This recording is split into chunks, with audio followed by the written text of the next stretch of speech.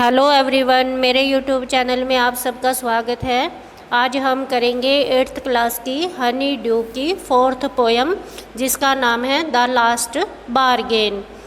जिसने ये चैनल अभी तक सब्सक्राइब नहीं किया है या जो आज पहली बार इस चैनल को देख रहे हैं तो पहले सब्सक्राइब करें और बेल आइकन को दबाएं ताकि आपको सारे नोटिफिकेशन मिलते रहें। और जब आप वीडियो देखते हैं तो इंग्लिश के जो वर्ड्स होते हैं उनकी प्रोनाउंसिएशन को ध्यान से सुने और उन्हें बोलने की प्रैक्टिस करें। और वीडियो देखने के बाद, पूरी वीडियो समझने के बाद स्वयं किताब में से ये पोयम पढ़ने की कोशिश करें और उसको ट्रांसलेट करने की भी कोशिश करें, उसकी हिंदी बनाने की कोशिश करें और सभी वर्ड्स मीनिंग को याद करें। जितने भी वर्ड आपको इस पोयम में नए नज़र आते हैं, जो पहले कभी आपने नहीं सुने हैं, तो उनको याद करें और प्रैक्टिस करें उनकी। तो आइए अब पोयम शुरू करते हैं, द लास्ट बारगेन। तो सबसे पहले लास्ट बारगेन का मीनिंग बताया है कि लास्ट बारगेन क्या होता है। A bargain is an agreement in which both parties promise to do something for each other. A bargain जो है एक तरह का समझौता होता है, एक सौदा होता है, जिस सौदे में दो पार्टियां आपस में समझौता करती हैं कि तुम मेरा ये काम करो और मैं तुम्हारा ये काम करूँगा। इस तरह से दो पार्टियों के बीच एक समझौता होता है जिसे बारगेन कहते हैं। और इस पोयम का जो पोएट है वो रविंद्रनाथ टैगोर है। अगर पोयम के अंदर कहीं पे आई वर्ड आता है तो वो स्वयं रविंद्रनाथ टैगोर के लिए है, पोएट के लिए है। इस पोयम में पोएट यानी कि रविंद्रनाथ टैगोर कोई काम ढूंढ रहा है और वह चाहता है कि कोई आए और उसे अपने काम पर रख ले। इस तरह वह सुबह सुबह चिल्लाता है कि कोई आओ और मुझे अपने काम पर रख लो, मुझे हायर कर लो। इस पोयम में हायर वर्ड आता है। हायर होता है किराए पर रखना है, लेकिन इस पोयम में उसका मीनिंग है काम पर रखना, कि मुझे अपने काम पर रख लो या मुझे अपना बना लो या मुझे खरीद लो। जैसे हम अपने ऑफिस में किसी सर्वेंट को रखते हैं और वो हमारे लिए काम करता है, तो एक तरह से हम उसे हायर कर लेते हैं या ख़रीद लेते हैं। तो पोएट भी चाहता है कि कोई उसे ख़रीद ले। तो इस तरह से उसे अलग अलग 3-4 लोग मिलते हैं जो उसे ख़रीदने की बात करते हैं, लेकिन पोएट उनके पास नहीं जाता है। तो लास्ट में एक बच्चा मिलता है जो उसको देखकर मुस्कुराता है और उसकी ये जो मुस्कुराहट है पोएट को अपना बना लेती है और पोएट उसकी तरफ चला जाता है या उसका दीवाना हो जाता है। तो आइए पोयम को लाइन टू लाइन ट्रांसलेट करते हैं। कम एंड हायर मी, आओ और मुझे खरीद लो। I cried while in the morning, सुबह के समय में मैं चिल्लाया। अब ये मैं कौन है? ये पोएट है Rabindranath Tagore. I was walking on the stone paved road. मैं साथ साथ में कॉम्प्रीहेंशन भी करा देती हूँ इस स्टैंजा के जो पेपर में आते हैं। कुछ स्टैंजा पोयम में से आते हैं और कुछ पैराग्राफ लेसन में से भी आते हैं, जिनके क्वेश्चन होते हैं और उनके आंसर पैरे में से छांटने होते हैं। तो क्वेश्चन बनता है, where was the poet walking? Poet कहाँ चल रहा था? तो पोएट कहता है I was walking on the stone paved road. तो इसका आंसर ये है। तो आप क्वेश्चन लिख लीजिए, where was the poet walking. Answer है poet was walking on the stone paved road. मतलब पोएट पथरीली सड़क पर चल रहा था और वो क्या कर रहा था? What was he doing? तो वो चिल्ला रहा था, come and hire me. Sword in hand the king came in his chariot. Sword in hand the king, हाथ में तलवार लेकर king came in his chariot, राजा उसके पास आया। राजा अपने हाथ में तलवार लेकर उसके पास आया। He held my hand and said, उसने मेरा हाथ पकड़ा और कहा आई will hire you with my power, मैं अपनी ताकत से तुम्हें खरीद लूँगा। कि राजा तो शक्तिशाली होता है, राजा अपनी शक्ति से पोएट को खरीद लेगा। यहाँ पर एक क्वेश्चन ये भी बनता है कि what did he want, what did the poet want, poet क्या चाहता था। The poet wanted that someone should hire him, या someone should come and hire him, कि कोई उसके पास आए और उसे अपना बना ले या उसे खरीद ले। अब नेक्स्ट क्वेश्चन है who came in his chariot, उसकी चैरियट में कौन आया। तो the king came in his chariot, राजा उसकी चैरियट में आया। And how did he try to hire the poet, how did the king try to hire the poet, दोनों क्वेश्चन लिख लीजिए, सेम है, या तो ही लगाइए या द किंग लगाइए। ये ही किंग के लिए आया कि राजा ने उसे कैसे खरीदने की कोशिश की। तो आंसर है he try to hire the poet with his power, राजा ने उसे अपनी ताकत से खरीदने की कोशिश की। ही हेल्ड माई हैंड, राजा ने मेरा हाथ पकड़ा और कहा आई will hire you with my power, मैं तुम्हें अपनी ताकत से पावर से खरीद लूँगा। But is power counted for note, note होता है वैल्यूलेस, कि जिसकी कोई कीमत ना हो, लेकिन उसकी पावर की कोई वैल्यू नहीं थी, कोई गिनती नहीं थी। And he went away in his chariot, और वो अपनी चैरियट में वापस चला गया। अब यहाँ क्वेश्चन बनता है why could he not hire him, राजा पोएट को क्यों हायर नहीं कर सका।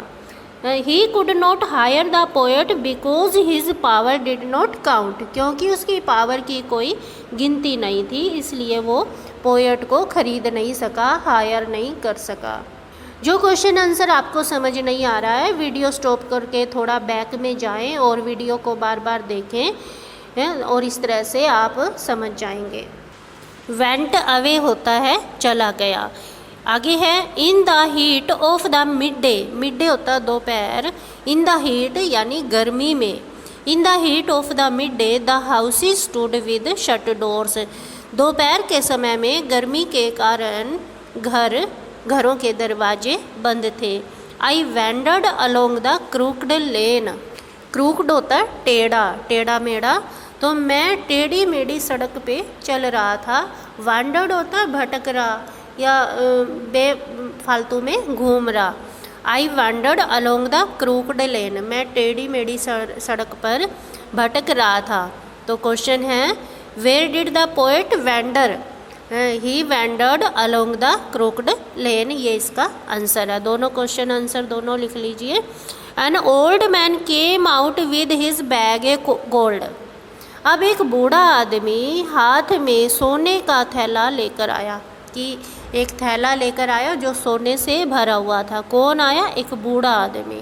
अब क्वेश्चन है who came out with gold, an old man came out with gold, ये आप लिख सकते हैं। एक बूढ़ा आदमी हाथ में थैला लेके आया जो सोने से भरा हुआ था।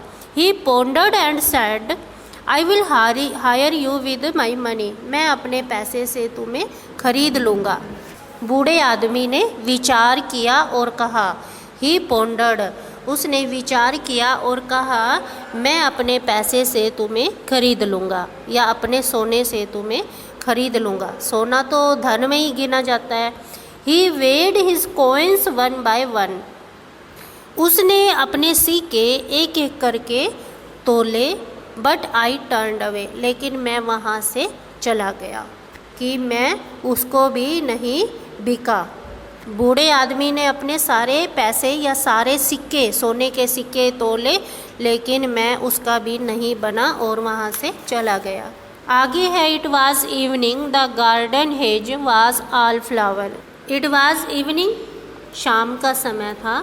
द गार्डन हेज, हेज होता है झाड़ियाँ, बगीचे की जो झाड़ियाँ थी, वाज ऑल फ्लावर, उन पर फूल खिले हुए थे। The fair made came out and said, fair made एक सुंदर औरत आई और कहा आई will hire you with a smile, मैं एक मुस्कुराहट से तुम्हें खरीद लूँगी। The fair made came out, who came out, the fair made came out. And what she said, I will hire you with a smile. तो उसने क्या कहा, she said she will hire the poet with a smile, वो poet को एक मुस्कुराहट से खरीद लेगी। अब यहाँ एक क्वेश्चन ये भी बनता है, what was full of flowers, फूलों से क्या चीज़ भरी हुई थी। The garden hedge was full of flowers, garden की जो झाड़ियाँ थी वो फूलों से। Her smile पेल्ड and melted into tears, she went back alone into the dark. Her smile पेल्ड and melted into tears, उसकी जो मुस्कुराहट थी वो मुरझा गई और आंसुओं में बदल गई। And she went back alone into the dark, और वो अंधेरे में अकेली चली गई। ये कह सकते हैं कि सुंदरता भी ज़्यादा समय नहीं रह सकती। The question is how did she try to hire the poet, उसने, सुंदर औरत ने पोएट को कैसे खरीदने की कोशिश की थी। She try to hire the poet with her smile. तो जितने भी लोग आए उन सब का क्वेश्चन बनता है कि उन्होंने पोएट को कैसे खरीदने की कोशिश की। The sun glistened on the sand, रेत के ऊपर, सैंड क्या होता है, रेत, रेत के ऊपर सूरज चमक रहा था। And the sea waves broke waywardly, and sea waves broke, और समुद्र की लहरें जो हैं वेवर्डली चल रही थी या बड़े हठीपन से चल रही थी। रेत के ऊपर सूरज चमक रहा था और समुद्र में लहरें उठ रही थी। तो इससे हम मौसम का अनुमान लगा सकते हैं कि मौसम साफ सुथरा था। A child set playing with shells, वहाँ पर एक बच्चा बैठा हुआ, शेल्स, शेल्स क्या होता है, जैसे सिपियाँ या गोंगे होते हैं, उनके साथ एक बच्चा खेल रहा था। कि समुद्र के किनारे जो बीच होता है वहाँ पर बच्चा बैठा हुआ गोंगों के साथ खेल रहा था। ही रेज्ड हिज हेड, उसने अपना सिर ऊपर उठाया। एंड सीम्ड टू नो मी, और ऐसे लग रहा था जैसे वो मुझे जानता हो। And said I hire you with nothing, मैं तुम्हें बिना कुछ दिए ही खरीद लूँगा, या मैं तुम्हें मुफ्त में ही खरीद लूँगा। भाई खरीद भी लूँगा और कुछ तुम्हें दूंगा भी नहीं इसके बदले। Here the question is what was shining on the sand, रेत के ऊपर क्या चमक रहा था। तो the sun was shining on the sand. How did the sea waves break, समुद्र की लहरें जैसे कैसे चल रही थी। The sea waves broke waywardly, तो वो बेकाबू होकर चल रही थी। What was the child doing, बच्चा क्या कर रहा था। The child was playing with shells, shells या गोंगों के साथ खेल रहा था। Did the child know the poet, क्या बच्चा पोएट को जानता था। Yes he seemed to know the poet, हाँ वो ऐसा लगता था जैसे पोएट को जानता हो। From henceforward that bargain struck in Charles play made me a free man, और तभी से बच्चे के खेल से वो जो सौदा हुआ था उस सौदे ने मुझे अपना बना लिया, या मुझे स्वतंत्र आदमी बना दिया, या मुझे बिक जाने से मुक्त कर दिया। The question is what did the child hire and the poet with, what did the child hire the poet with, बच्चे ने कवि को किस चीज़ से खरीदा था। तो बच्चे ने कुछ नहीं दिया था, मुफ्त में ही पोएट को खरीद लिया था। The child hired the poet with nothing, the child hired the poet with nothing, उसने कुछ भी नहीं दिया था और पोएट को खरीद लिया था। What was the effect of his bargain on the poet, तो बच्चे की बार्गेन का पोएट के ऊपर क्या असर हुआ था। The bargain made the poet care free and A free man, जो बच्चे की बार्गेन थी उससे पोएट फ्री हो गया था, मुक्त हो गया था। तो इस तरह हमने देखा कि इस पोयम का मेन आइडिया क्या है। इस पोयम का मेन आइडिया यही है कि ताकत, धन और सुंदरता किसी व्यक्ति को अपना नहीं बना सकती, कि स्वार्थ के बदले हमें कोई अपना नहीं बना सकता, केवल निस्वार्थ प्यार ही हमें अपना बना सकता है, और ये निस्वार्थ प्यार पोएट को बच्चे से मिला था, इसलिए वो बच्चे का हो गया था।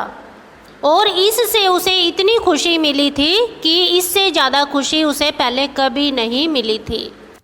एक बार मैं दोबारा से ये दोहराती हूँ। Who is the speaker in the poem? Poem में स्पीकर कौन है? The speaker in the poem is the poet Rabindranath Tagore. तो रविंद्रनाथ टैगोर इस पोयम का पोएट है, उसने लिखी है। The king sword in hand suggests, राजा के हाथ में तलवार क्या सुझाती है? Wealth power, more power than wealth. तो इनमें से कौन सा सही है पावर का? The old man offered the speaker a lot of money, बूढ़े आदमी ने पोएट को काफ़ी धन दिखाया, सोने से भरा हुआ थैला दिखाया। Why did he turn down the offer, तो उसने उस ऑफर को क्यों ठुकरा दिया था? The poet turned down the offer, उसने ये ऑफर इसलिए ठुकरा दिया था क्योंकि because he could not find happiness and freedom in money, क्योंकि उसे धन से ना तो खुशी मिलती थी और ना ही आज़ादी मिलती थी, इसलिए उसने ठुकरा दिया था। Find in the poem lines that match the following, read both one after another. इन सभी लाइनों को पढ़ें और फॉलो करके बताएं कि ये किससे मैच होती है। I have nothing to give you except goodwill and cheer, her happiness was no more than sorrow in disguise, the king's might was not worth much. तो इनको मैच करके बताना है कि इनसे कौन सी लाइन मिलती है। पहली से मिलती है I hire you with nothing, I have nothing to give you का मतलब है I hire you with nothing, मैं तुम्हें बिना कुछ दिए ही खरीद लूँगा। सेकंड लाइन है हर हैप्पीनेस वाज नो मोर। अब हर किसके लिए आता है? लेडी के लिए। तो लेडी इसमें एक ही थी, फेयर मेड, सुंदर औरत। तो उसके बारे में क्या लिखा हुआ था कि उसकी स्माइल हमेशा नहीं रहेगी, वो कुछ समय के बाद मुरझा जाएगी और आंसुओं में बदल जाएगी। Her smile peeled and melted into tears. Third line है the king's might was not worth much. अब राजा का जो पावर थी वो भी ज़्यादा समय तक रहने वाली नहीं थी, but his power was counted for not, तो उसकी ताकत का कोई वैल्यू नहीं था, वो जीरो के समान थी। How did the speaker feel after taking to the child on the beach, तो बीच पर या समुद्र के किनारे पर जो बच्चा पोएट को मिला था उसके बारे में पोएट क्या कहता है? The speaker felt happy. Speaker कौन है? रविंद्रनाथ टैगोर है। वो बता रहा है कि उससे मिलकर मुझे बहुत खुशी मिली एंड सेटिस्फाइड, और मैं सेटिस्फाइड हो गया, संतुष्ट हो गया। After taking to the child on the beach पर जो मुझे बच्चा मिला उससे बातें करके मुझे खुशी मिली और मैं सेटिस्फाई हो गया। तो यहीं पर हमारी ये पोयम समाप्त हो जाती है। आशा करती हूँ आपको वीडियो अच्छा लगा हो। अगर आपने पहले ये चैनल सब्सक्राइब नहीं किया है तो कर लें और बेल आइकन को दबाएं ताकि आपको सारे नोटिफिकेशन मिलते रहें। All the best.